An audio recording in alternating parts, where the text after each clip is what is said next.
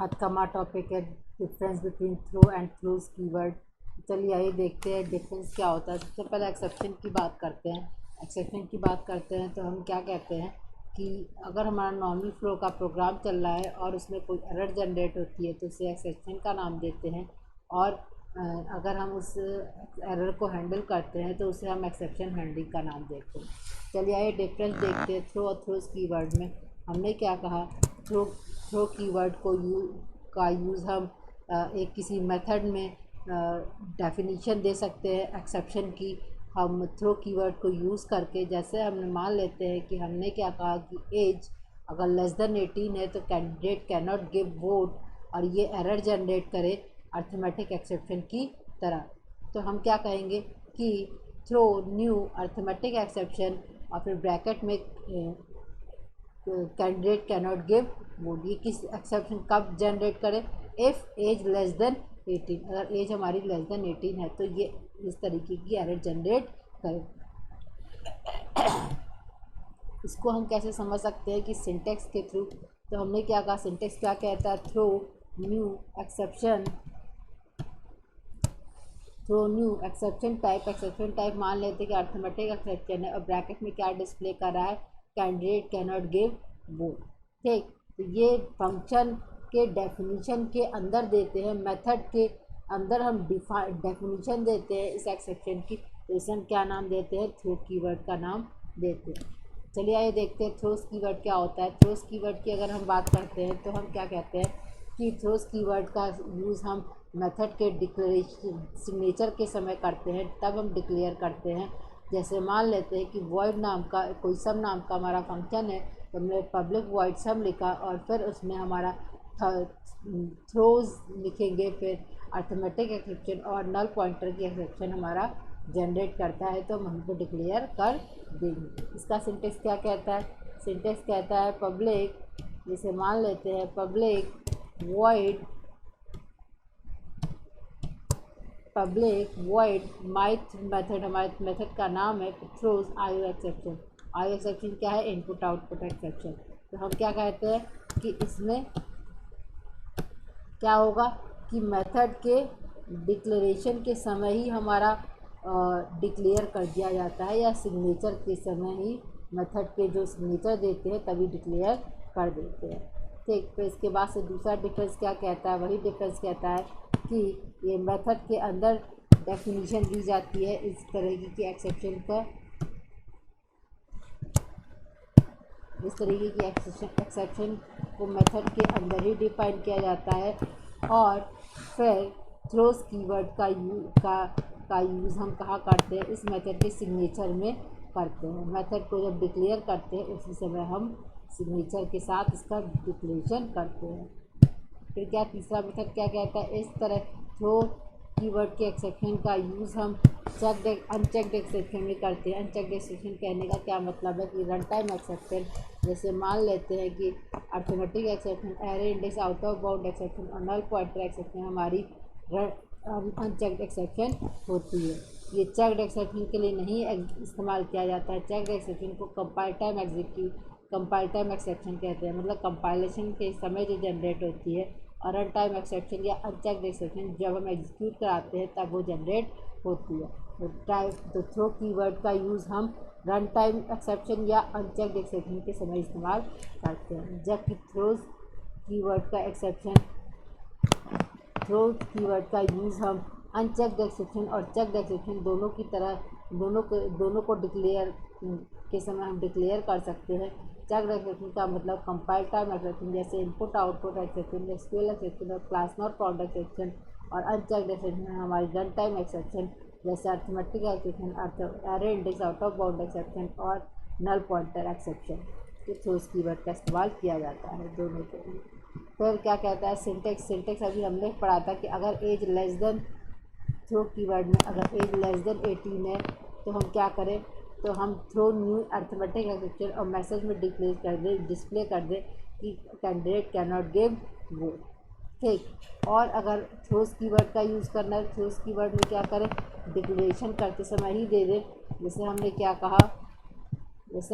कहा कि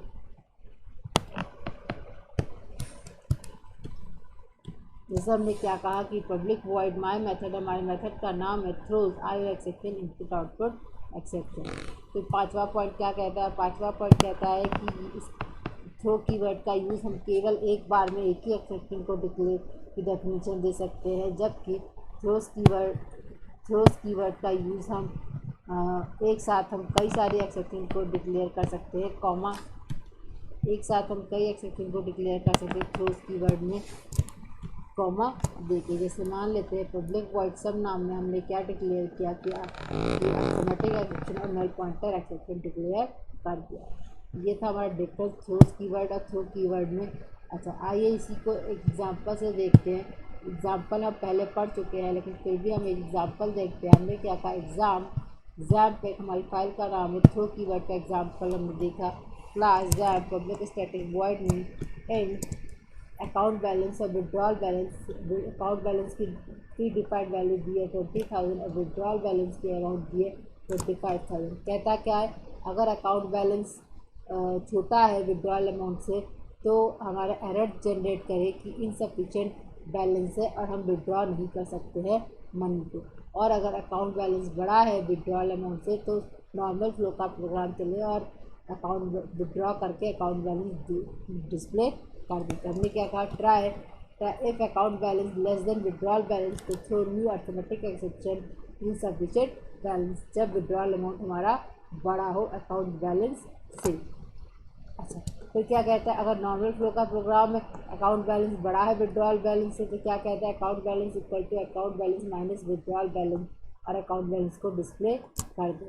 अच्छा, जब हमारी एक्सेप्शन जनरेट हो रही है अरिथमेटिक एक्सेप्शन इनसफिशिएंट बैलेंस की, उस एक्सेप्शन को हैंडल करने के लिए हमने क्या कहा, catch arithmetic exception e object का नाम है तो system dot out print e dot get message, e object का नाम है, गेट मैसेज मेथड है जो कि टाइप ऑफ एरर को जनरेट करेगा।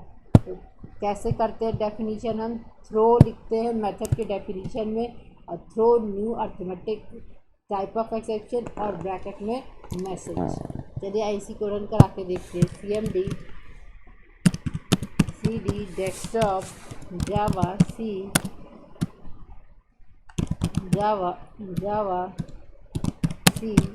रैम डॉट जावा